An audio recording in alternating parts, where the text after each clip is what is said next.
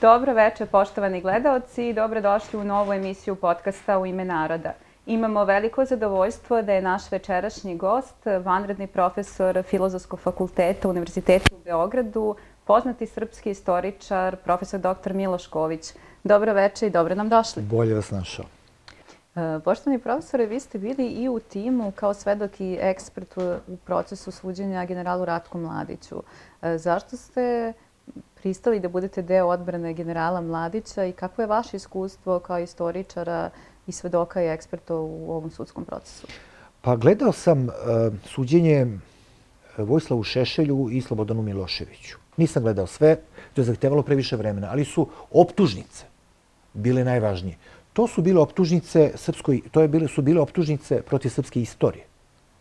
Jer tu je bilo reči i o Garašaninu, i o Načetaniju, i o Vuku Karadžiću. Kasnije u procesu protiv Radovana Karadžića vi ste imali Njegoša, Vuka Karadžića, Jovana Cvijića. To je bilo suđenje svemu ovome o čemu mi sada govorimo. Po mom mišljenju to je bilo suđenje, to je optužba na račun celog jednog naroda i njegove istorije. Tu nije bilo reči bilo je naravno reči o onome što su oni smatrali zločinima. Ali je najveći deo tih optužnica bio posvećen s istorije srpskog naroda. Ja sam istoričar. I kada sam dobio poziv od tima advokata generala Mladića da budem ekspert u tom timu, kao istoričar, ja sam taj poziv posle određenog razmišljanja prihvatio. Želeo sam da odem u Hag da se suočim sa tim ljudima, sa tim sudijama i tužiocima i da im kažem da oni tu srpsku istoriju ne znaju baš dobro. I to je utisak broj 1, oni tu istoriju ne znaju. Dakle, kada sednete u tu stolicu u kojoj vas tretiraju kao da ste optuženi. Takav je sistem. Vi vidite tog tužioca, gospodina, koji je celu tu našu istoriju učio dok se pripremao za slučaj. I vidite nadnesen na te karte.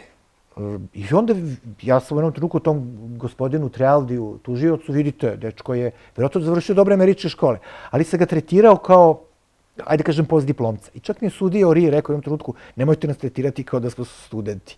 Čovjek ne zna. I onda pita me koliko je daleko reka Drina od grada Zvornika. Ja počnem da se smejem. Gospodine Trealdi, ja sam u tom Zvorniku bar jednom mesečno. Znate, znači vi vidite, dakle to je ono, nama je naš univerzitet u Beogradu i naše odeljenje za istoriju, kako god ono bilo, dalo određena znanja. To sam vidio i u Oksfordu, na postdiplomskim studijama u Oksfordu. Prosto mi to znamo bolje od njih. Oni bolje znaju viktorijansku politiku, viktorijansku englesku. Ali mi Balkan, znamo bolje. Mi to znamo iz prve ruke, mi to osjećamo. Možda smo nedovoljno objektivni. Ali nisu ni oni baš sasvim objektivni, složit ćemo se, Englezi, ako govorimo o Englezima, o tom sudu. Vraćam se na sud. Dakle, osim toga, po mom mišljenju moralno je nedopustivo ćutanje Beograda dok sude generalu Ratku Mladiću. Ne samo Beograda, živim u Beogradu pa govorim o Beogradu. Dakle, nije ovo prvi put da se jednom srpskom generalu sudi i da je, svi znamo da je unapred osuđen na najtežu kaznu, da Beograd ćuti. Sjetimo se i Draže Mihajlovića. Šta je taj Beograd? Naravno, to je bila diktatura. Ali šta je učinjeno? To se događalo ovdje u Beogradu. Znači, general Mladić je branio srpski narod u Bosni i Hercegovini. Ne samo u Bosni i Hercegovini, nego u Kninu. On je uradio sve što je mogao. On je vršio svoju dužnost. On je radio ono zašto je školovan. U svakom ratu ima strašnih stvari. U svakom ratu ima i zločina. Sud ni na jedan način nije dokazao njegovu umešanost u rat i zločin u Srebrenici. Osim toga, svi smo svedoci toga da niko u Haškom tribunalu ili u bilo gde u svetu ne služi kazu zbog zločina na Srbima. Samo su kao kolateralna šteta na određenim suđenjima za jedan logor u Hercegovini osuđeni određeni muslimani i jedan Albanac koji je kolateralna šteta oslobođenje Haradina, on je čovek zaostao. Znači, oni su davno na slobodi za zločine protiv Srba. U ovom trenutku, dakle, je li moguće da su srpski životi baš toliko jeftini? Ubiti Srbina kao, oprostit ćete na izrazu, zgaziti buba švabu. Šta to znači? Dakle, postoji mnogo razloga zašto sam to prihvatio, ali kažem, istakao bih i ogroman ugled koji general Mladić uživa u Republici Srpskoj, ali i ovde. ne uživa ga u našim medijima, preplašenim, u tim našim poslovno političko-medijskim klikama, koje sve manje služe ovom narodu, a sve više zapadu. Ali kada odete u Aranđelovac, ili kada odete u Pirot, i kada razgovarate o generalu Ratku Mladiću sa takozvanim običnim ljudima, bit će vrlo jasno, to je onaj sud istorije. To je taj anonimni čovek koji odlično osjeća damare istorije. Znate, Slobodan Milošević, kritikovali smo ga dok je bio na vlasti. Umro je kao heroj. I Srbin to zna, prati i pamti. Mnogo se kod nas to računa kako je ko završio život. Konac delokrasi, ko je umro u turskoj tamnici, da tako kažem, u epskim slikama, ako ćemo da govorimo. Dakle, to je bio, naravno kada sam shvatio da celu odbranu vodi u stvari sin general Mladića, Darko Mladić, prijateljstvo sa njim je za mene jedna od najvećih dragocenosti. To je bila prilika da učinim nešto za svoju struku, da odem tamo i da im kažem, ljudi, ovo o čemu vi govorite, ne možete tako da tretirate istoriju. Ne piše Haški tribunal istoriju srpskog naroda, nego je piše istoričar koji je zatvoren u svoja 4 zida i suočava se sa svojim demonima pristrasnosti. A vi da pišete srpsku istoriju, to neće moći. Zato sam otišao tamo. I naravno, kažem, namerno sam i tretirao s određene visine kao profesor univerziteta u Beogradu.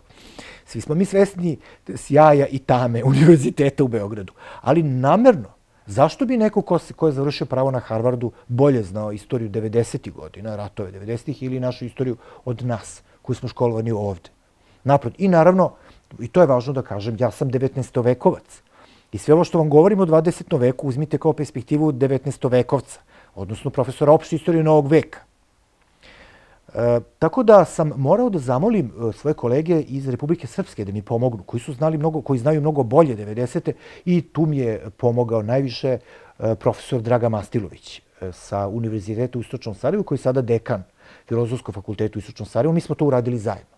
Mi smo objavili knjigu o tome i mi smo zajedno autori te knjige. To je knjiga Pravo na istoriju. To je knjiga o našem pravu da postavljamo istoriju i da kada postavljamo pitanja našoj istoriji i da kada dajemo odgovore, da se ne plašemo kakvih tribunala i nekih modernih inkvizicija. Danas su mnogi jugonostalgičari, naročito kada govorimo o tom periodu komunističke Jugoslavije. Kao istoričar, kako vi gledate na Jugoslaviju? Da li je trebalo stvarati uopšte i posebno kakva je uloga Josipa Broza Tita u modernoj istoriji Srbije i Jugoslavije? Sad, tu kao 19. vekovac mogu da kažem da su korijeni te ideje prilično duboki. Bolje da kažem novovekovac. Jer ih možete tražiti u 16. veku u vremenu kontrareformacije i stvaranja te ilirske ideje, tog slovinstva, dubrovačko-dalmatinskog, iza koga je najčešće stajala rimokatolička crkva. Pa su onda Srbi to odbijali jer su imali svoju ideju o Svetom Savi i Svetom Simeonu, već izgrađenu narodnu svest. A s druge strane dolazi ova ideja okupljanja Slovena od Jadrana do Moskve i dalje, koji su predstavljali velikani u svom dobu, ne samo Mavro Orbini, nego čak jedan Juraj Križanić. Ali je to bila ideja iza koje je stala rimokatolička crkva. To je gubitak uticaja na zapadu Evrope zbog širenja protestantizma i širenja uticaja u pravoslavnom svetu. Unijaćenja. To je imalo značajne posljedice za istoriju Ukrajine današnje, preko Brest-Litovske unije. I na tome se i tekako ovde radilo. Dakle, mi tu ideju možemo dugo... Da li ćete ilirsku ideju zvati u slovenskom? Sve je tu uslovno. Tamo govorimo o 16. i 17. veku. Ovde govorimo o 19. i 20. veku. Kroz 19. vek možemo da je pratimo. O tome je, recimo, Milorad Ekmečić napisao sjajnu knjigu Stvaranje Jugoslavije u 2 toma. Ima mnogo još. Nema još mnogo takvih knjiga, ali mnogo je o tome pisano. To je bio jedan od načina da se reši taj rebus, taj zadatak. Kako da ljudi koji govore istim srpskim jezikom, mislim na štokavski, jekavski, štokavski jezik, kojim se u 19. veku govori i u Slavoniji, i u Dalmaciji, i u Bosni, i u Hercegovini, i u Crnoj Gori, i u Srbiji, da ne nabrajamo, u velikom delu stare Srbije i severno Save i Dunav. Kako da prestanu da se međusobno ubijaju? Kad god nastane neki veliki rat, jedni su za papu, drugi su za sultana, treći su za cara. Kako da nađu neki zajednički jezik? Oni taj zajednički jezik već imaju, oni govore srpski. Samo što su neki primili rimokatoličku veru, neki su prešli na islam. Što je štetno za sam opstanak tih naroda. Tada su, pri čemu hrvatska ideja u Dalmaciji, u Dubrovniku do kraja 19. veka je, naročito u Dubrovniku, je vrlo slaba. Pitanje kada Slavonija preuzima hrvatski identitet, sve su to otvorena pitanja, naročito za 19. vekovce. Dakle, to je način da se taj problem reši. Hajde da vidimo šta nas spaja. Imamo zajednički jezik. Poreklo nam je zajedničko, ovi naši u Beogradu nisu smeli da im kažu da su bivši Srbi, ali Sloveni smo. Nisu hteli da ih uvrede. Skerlić nije teo da ih uvredi, a neki su bili... Pre svega moramo da pođemo i od usvajanja srpskog, štokavskog i jekavskog za književni standard hrvatskog jezika u vremenu Ljudevita Gaja, što je bio proces kroz sve 19. vek. Ovdje u Beogradu se, to imate u knjigama i Stojana Novakovića i Cvića i kod Nikole Pašića i kod Milovana Milovanovića, da je to srpski jezik. Oni su uzeli srpski jezik za svoju književnu normu, to je u redu, to je dobro i to je ono što nas spaja. Dakle, hajde da vidimo kako da živimo zajedno i kako da prevaziđemo sve to. Ono što nas spaja je jezik, ono što nas spaja je poreklo, ono što nas spaja su dobro shvaćeni naši interesi. A onda kada stvorimo nešto što je zajednička država, onda ćemo prepustiti vremenu i državi. Da preko školskog sistema, sistema vojne regrutacije, javne kulture to polako, kako su oni govorili, amalgamiše. Kraljevina Jugoslavije nisu što i Titova Jugoslavija. Tu je, moramo kao istoričari da vodimo računa o razlikama, o finesama. U istoriji nije nikad onako kako nas se čini na prvi pogled. Sve je složenije. Dakle, ona je građena na vidovdanskoj ideji. I kako govorio Dušan Bataković, ako je prva bila srpska, onda je druga Jugoslavija bila hrvatska. To je sasvim jasno i očigledno. Dakle, u njoj imamo zaista vlast srpskih političkih elita, s druge strane imamo ekonomsku i kulturnu prevlast, pre svega ekonomsku prevlast nerazorenih delova jugoslovenske države, nerazorenih u Prvom svetskom ratu. I tu imamo to nadmetanje elita za resurse i za utice. To se događa u svakoj državi. Sad, šta bi bilo kad bi bilo? Da Jugoslaviju nije Hitler razbio, da je nisu razbili Hitler i Mussolini. Ona bi možda danas bila više nacionalna država koja bi pripadala nekom zapadnom svetu, jer tom svetu je pripadala Jugoslavija po svom geopolitičkom statusu. Ono što je važno da razumemo, mi sad možemo da govorimo o nacionalnim pokretima balkanskih naroda, o tome govorimo do sad, ali perspektiva velikih sila će nam vrlo brzo pokazati da je uloga Jugoslavije bila geopolitička. Onog časa kada su prihvatili razaranje Austro-Ugarske, čiji glavni geopolitički zadatak bio sprečavanje prodora Rusije i Velike Nemačke u srednju jugoistočnu Evropu, tada su odlučili da naprave novi pojas država koji će razdvajati Rusiju i Nemačku od tog jugoistoka. Istovremeno će njih međusobno razdvajati. To su ideje koje naročito Halford Mackinder razvije u oči Prvog svjetskog rata i za vreme Prvog svjetskog rata. On je bio u neposrednoj vezi sa Masarikom i sa delom srpskih intelektualaca. Dakle, to je ta ideja stvaranja tog pojasa od Poljske preko Čehoslovačke. Mađarska nije bila deo toga jer je bila nemački saveznik, ali ovamo Rumunija, zato mala Antanta i Jugoslavija. To je taj sanitarni kordon čiji je deo Jugoslavije bilo. Dakle, Jugoslavija je stvorena zato što je bila u interesu pre svega zapadnih velikih sila. Ona je sprečavala prodor Nemačke, autoritarne, a kasnije i nacističke i komunističke Rusije, Sovjetskog saveza na ove prostore.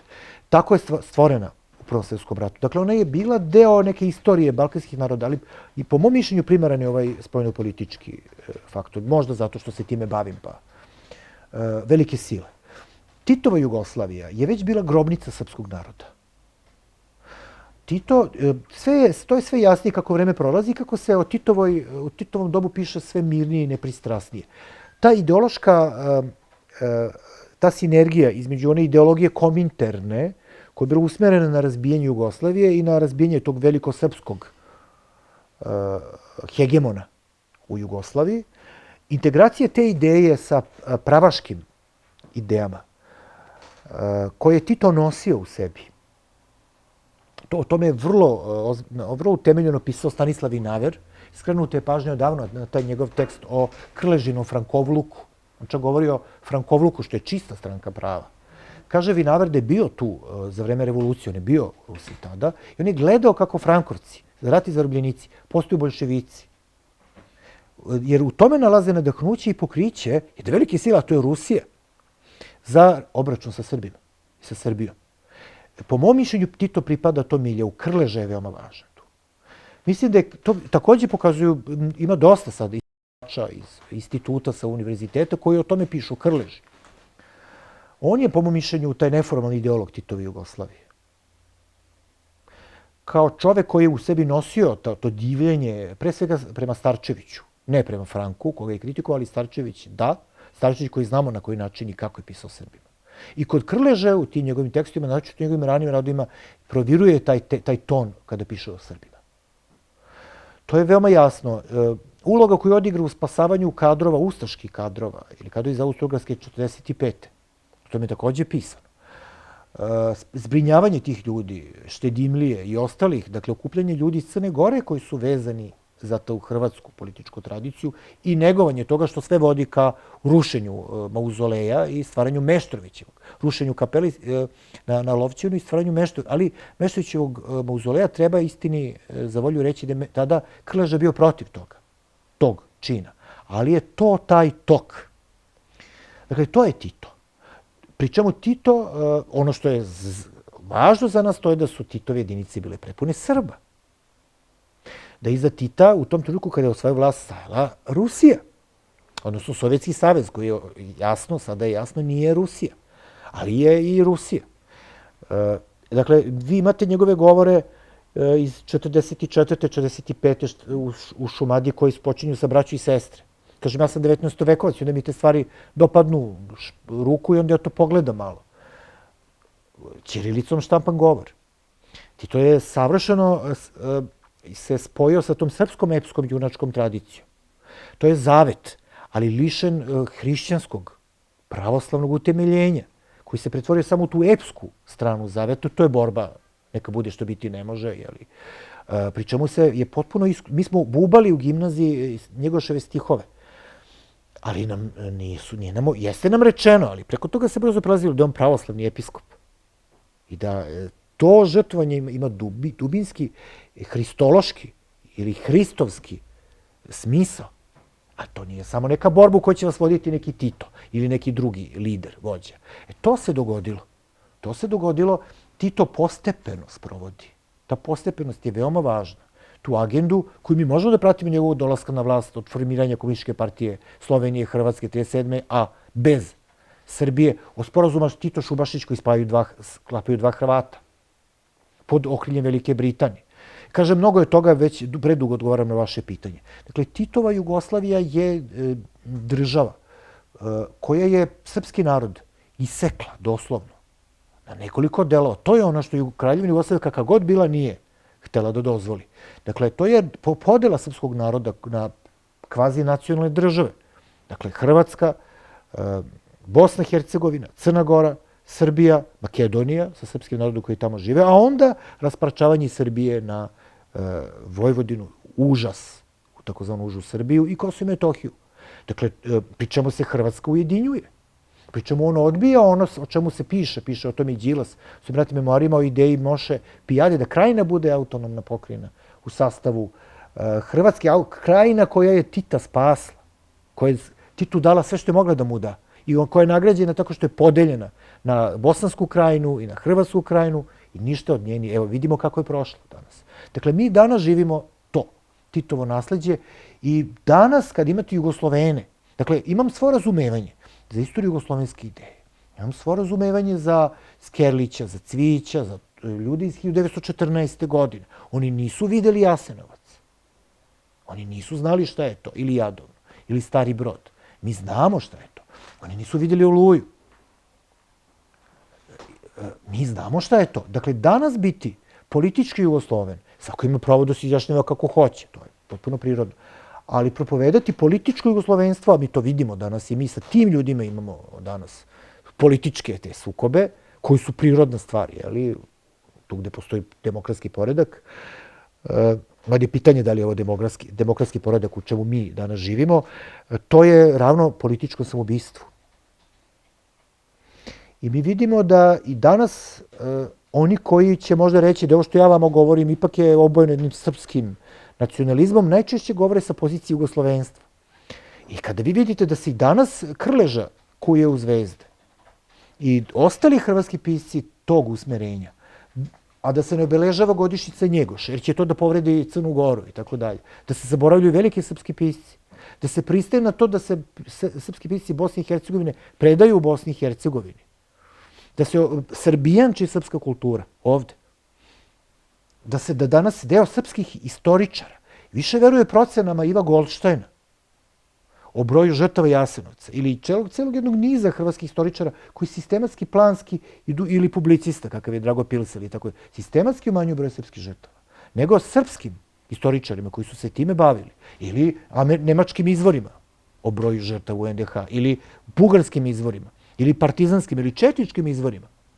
Dakle, oni veruju Ivi Goldštajnu, koji je baš onako lepo ukorenjen u ovoj vrsti tradicije koju mi govorimo. Pominjem njega kao primjer, nemam ništa protiv njega, ali on je primjer, najbolji primjer toga. Onda vi vidite da nešto nije u redu. Nije nešto duboko u redu u našoj struci, istoričara.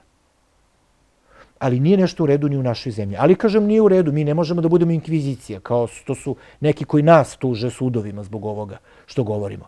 Svi mogu da govore slobodno ono što misle, ali na nama je da ulazimo u javne polemike i da, po mom mišljenju, ipak stojimo na stanovištu struke. Ali sa svešću da stručan stav ima određene implikacije na političku ravan. Tako je bilo u vreme Herodota i u vreme Marka Bloka i tako je i dan danas. To je, po mom mišljenju, odgovor na vaše pitanje, najkraći odgovor, kažem, možemo o tome dugo. Tito je velika katastrofa za srpski narod. I danas, kada slušam te jugoslovenske tirade ovdje u Beogradu, pa kad vidite te ovlašćenja koje ima Vojvodina i dan danas, kad vidite šta se događa na Kosovu, to je, oprostit ćete, kao ludačka košulja koja nam je vezana na leđima i mi ne možemo da je odvežemo. Vezani smo za pod, hladan pod, u duševnoj bolnici i mi ne možemo da izađemo iz toga. U tome mi živimo i dan danas. Koliko godina posle Titove smrti? 40 i više? Malo pre ste govorili o struci. Kao profesor univerziteta, da li možete da uporedite odnos naše historiografije i evropske i da li mislite da bi možda mladi istraživači trebalo više da se bave važnim i društveno angažovanim temama? Svakako. Zapadna historiografija je naš učitelj, veliki. Metod se uči od najboljih. To je jedan od razloga zašto sam i otišao u Oksford. I to je u nekoj tradiciji naše historiografije. Ali jedno je metod i pogotovo pristup resursima koji imate u Oksfordu, slabije ovde, pogotovo ako se bavite opštom istorijom novog veka. Ali druga interpretacija. Kod nas postoji ozbiljna, nije kod nas problem samo nedovoljna komunikacija sa svetskom naukom i zatvaranje u ove naše okvire. Suprotna krajnost je jedan udvorički odnos prema stranoj historiografiji. Kako je to lepo primetio Milan Kašanin, našim istoričarima je potrebno da im neki stranac kaže da su Sopoćani najveće fresko slikarstvo na Balkanu, da bi oni to prihvatili. Nama je potrebno da nam neko drugi kaže da je epoha 903. 940. zlatno doba srpske kulture, da bismo mi to prihvatili. Na Oksfordu nije tako. Kada se postavi naučni problem, oksfordski profesor prvo gleda šta kaže o tome njegove oksfordske kolege. Zato što ima izgrađenu tu vrstu samosvesti, koja prelazi u obraženost i šovinizam, vrlo često. Držimo, dakle, stvari pod nekom merom. Pa onda gleda što o tome kaže engleska historiografija. Pa će onda ili britanska. Pa će onda da vidi što o tome pišu Nemci i Francuzi. Kod nas, nažalost, nije tako. Dakle, postoji ta strana problema nedovoljne komunikacije sa svetskom naukom. Ne možemo ništa da razumemo u našoj istoriji bez šireg evropskog svetskog konteksta. Ali ja o ovome govorim. Mislim da je to u ovom trenutku ozbiljniji problem. Dakle, imate jedan udvorički stav prema zapadnoj historiografiji, bavljenje temama koji su tamo možda u trendu. Da biste dobili neku stipendiju i otišli malo u inostranstvo. Seksualne manjine i slične stvari. Ja obično kažem intimni život na Papui Nova Gvineja u drugoj polovini 16. veka. Imate pitanja Golog otoka. Imate pitanja masovnih likvidacija 44-45. O čemu mi ovde govorimo? Imate pitanje Tita. Imate pitanje Jasenovca. Šta smo mi istoričari dali? Kad pogledate malo bolje, to je jako lepo primetio kolega Davidović iz Banja Luke. O Jasenovcu su samo Hrvati pisali. Čast, izuzeci je par izuzetaka kao što je Milan Bulajić ili možda Vladimir Dedijer. Samo hrvatski istoričari pišu o Jasenovcu. Pa kako je moguće? Dakle, da to sam mislio kada sam rekao da je važno da se bavimo temama koje su nama relevantne, a ne piscima, recenzentima naših projekata koje prijavljujemo u Berlinu ili u Oksfordu. To je, ja znam da će to možda da zvuči našim kolegama možda prejako, ali o istoriji srpskog naroda možda ima više da vam kaže tamo neki monah Kaluđer, neki Justin Ćelijski koji pomerao onaj svoj stočić u hlad tamo u porti manastira Ćelije i piše tu ono što je pisao, nego neki uvaženi, sređeni, pametni profesor sa Oksforda koji ne zna dobro ovaj čovjek to sagledava iznutra. E sad, Justin u nekim stvarima može da pogreši, pa da kažete, pa čekaj, ovo ne stoji. Ali razumete, potreban nam je pogled iznutra. Pogled balkanske istorije nije što je istorija Britanije. Britanija i Balkan se razlikuju. Namjerno uzimam regione, Britanija je region. Znači, moramo srpsku istoriju da sagledamo iznutra. Na to sam mislio kada sam govorio o stanju u našoj historiografiji. Ne vredi, mi moramo da razumemo šta se događa. To sada više nije stvar pukog akademskog interesovanja. To je pitanje golog opstanka. Vidite u kakvim vremenima živimo. Poštovani profesore Koviću, vi ste jedan od intelektualaca koji je podržao našu inicijativu za podizanjem prvog spomenika u Lisičijem potoku svim nevino stradalima u vansudskim likvidacijama nakon 1944. godine u Srbiji. Ovih dana imat ćemo ponovo parastos. Zašto mislite da je važno ovo pitanje? To je za nas istoričare pitanje pukih elementarnih znanja, činjenica o kojima se do sada nije znalo. Tek sada se kolege bave time. Ali je to pitanje morala, osnovnog morala jednog naroda, jedne zajednice. Koja zajednica može da dozvoli likvidaciju jednog čoveka bez suda i otimanje njegove imovine? A da ne govorimo o desetinama hiljada ljudi. Čak i da su bili i saradnici okupatora. Ako nešto ne mogu da oprostim, to je saradnja sa okupatorom. Ali i onaj koji je sarađivao sa okupatorom ima pravo na pravnu zaštitu i na odbranu. I ima pravo na milosrđe. To je, po mom mišljenju, ipak primarno ne stvar struke, nego stvar osnovnog morala jedne zajednice. Dakle, dok se te stvari ne shvate, mi o ovim stvarima nećemo, o kojima smo do sada razgovarali, nećemo moći da razgovaramo i da razmišljamo na jedan hladan, objektivan i smiran način. Dok se možda se nikada neće otkriti gde je grob Draže Mihajlovića. Ali sama činjenica da mi ne znamo gde je njegov grob i da su dojuče ovdje živjeli ljudi koji su znali, nisu hteli da nam kažu, a imamo Tita sahranjenog u kući Cveće, tako na način na koji je sahranjen, to nešto govori o nama, zar ne? Sve neka neko bude iza Tita protiv Draže, a koja ima elementarno, da kažem, osjećanje reda, reći će da to nije u redu.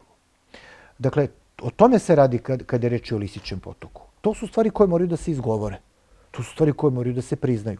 Onog časa kada ubijete i kada otmete imovinu, vi izlazite iz ravni političkog i političkog neslaganja i ulazite u nešto što je zločin. A zločin jedna zajednica ne može da primi i da prihvati. Dakle, to je, naravno, želim i to da kažem, ne bi trebalo da zasnivamo svoju budućnost na beskonačnim podelama, na četnike, partizane i tako dalje. Moramo da vidimo šta nas spaja, ali ne po cenu da živimo u laži. Istina je iznad svega i u našoj struci i u svakodnevnom životu. Istina mora da se izgovori i za tu istinu da se plati puna cena. Ali često se sjetim, recimo u Petrogradu, Sankt Petersburgu, taj jedan bulevar blizu koga sam živeo kada sam bio na toj konferenciji, u njemu imate spomenik jednom, veliki spomenik nekom čoveku u šinjelu. Meni je ličio na velikog kneza Nikolaja Nikolajevića iz Prvog svjetskog rata. Kad sam mu se približio, vidio sam da je to Feliks Đeržinski. A onda sam kasnije u toj jednoj od tih šetnji, tamo rano se smrači, jer bila je zima, bio januar, po Nevi, na nekih 100 metara odatle vidio spomenik komunističkim žrtvama. Na prvi pogled ja kažem, ipak nešto ovdje nije u redu. Podigli ste spomenik komunističkim žrtvama i podigli ste spomenik ubici. Ja možda ubici ne bih podigao spomenik. Ali, tako razmišljaju ozbiljne nacije. Nisam ja tu da bih Rusima propovedao šta i kako oni treba da misle o svojoj istoriji i kakvu kulturu sećanja da grade. Ali Rusi ima mnogo neprijatelja. Imamo ih i mi. Naši neprijatelji rade na našim podelama. Radili su na tome 1941. Rade i 2021. Mi svi to znamo. Znači, podele u Rusiji na komuniste i antikomuniste, u Srbiji na partizani i četnike su u interesu samo naših neprijatelja. Dakle, to je ona neka javna, da kažem, ravan, politička, kako hoćete. U ovoj stvari morala, osnovnog ljudskog, koji nema veze ni sa nacijama, ni sa bilo čim, istina se mora izgovoriti. Dakle, spomenik u Lisićem potoku ne podrazumeva rušenje spomenika, ovih socijalističkih spomenika širom Beograda. On samo podrazumeva odavanje pošte ljudima ubijenim bez suda i bez pravde. A govorimo o desetinama hiljada ubijenih. To je način, po mom mišljenju, da se ide dalje. Hvala vam puno na gostovanju. Hvala i vama na ovom zanimljivom razgovoru. Poštovani gledalci, vama hvala na pažnji. Nastavite i dalje da pratite naš podcast. Zapratite YouTube kanal, delite, komentarišite, lajkujte. Također vas podsjećamo da možete po promotivnim cenama nabaviti i knjige našeg udruženja na našoj Facebook stranici, dakle Udruženju Ime naroda za slobodnu Srbiju, također i na našem web sajtu. Hvala vam puno na pažnji i želimo vam prijatno večer.